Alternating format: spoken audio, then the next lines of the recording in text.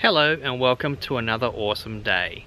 Today I have 5 tips for when you're building with a project builder. Stick around.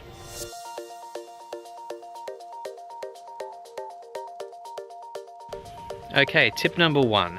If you're going to have an electrician or a plumber attend site that's appointed by you and not your builder for any work you want to get done for a private matter. So for example, we had our own electrician come in and run a cable which will be eventually used for our shed up there.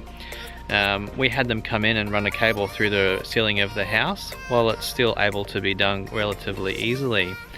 But if we didn't let our builder know about that, what we would find is that after the other electricians have come back to do the final fit off and stuff, they will have noticed these extra wires and that they didn't put in, which means that they're not able to sign off potentially on the electrical for this house, meaning that it will delay handover because no one wants to sign off on the work that's been done because nobody really knows what's been done on your home. So it gets very messy. So make sure if you're going to have your private trades in that overlaps with the builders, make sure that your builder knows about it beforehand.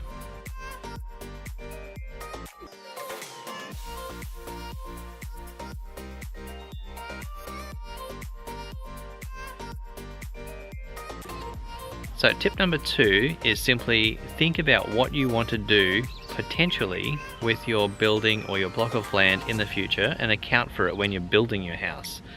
For example, we're going to eventually have a granny flat on site, or we're eventually going to have a pool on site, or we're eventually going to have, a shed or whatever else it might be. Make sure you think about these things in advance so when you're building your house you can account for the extra power requirements or the provisions, so running conduit through the concrete slab or whatever it is that you might need to think about in advance. So make sure you do take time and speak to your builder about what your future plans are so you can make sure that it's included as part of your build.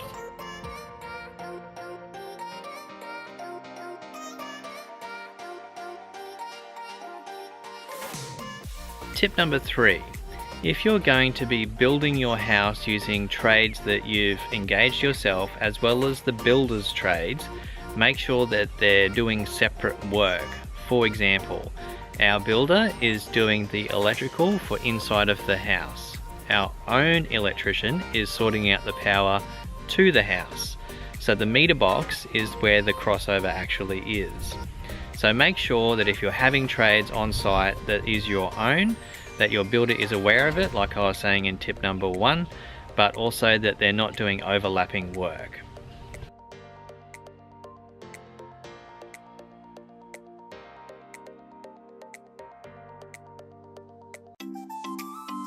Tip number 4. Make sure that you're happy with everything as the build progresses. If you find something that's not quite right, speak to your site supervisor or the builder to express your thoughts so you can get their opinion back and rectify anything before it becomes too late. For example, we built a house around 4 years ago now, and I was never quite happy with the way the front door operated. It should open and close without binding, but our front door at that house, it did bind. It was always annoying. We never brought it up through the 6-month maintenance period to have it fixed. When I spoke to the site supervisor about it when I first noticed it, he just brushed it off. So make sure that you do follow it up. If you're not happy with it, put your foot down, make sure you do get it fixed because you're paying a lot of money for your house.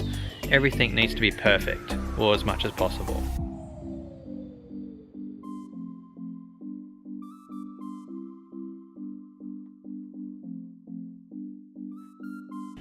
Tip number 5. Make sure you respect what your builder is requesting. If they don't want you to come on site without them, then make sure that you don't go on site.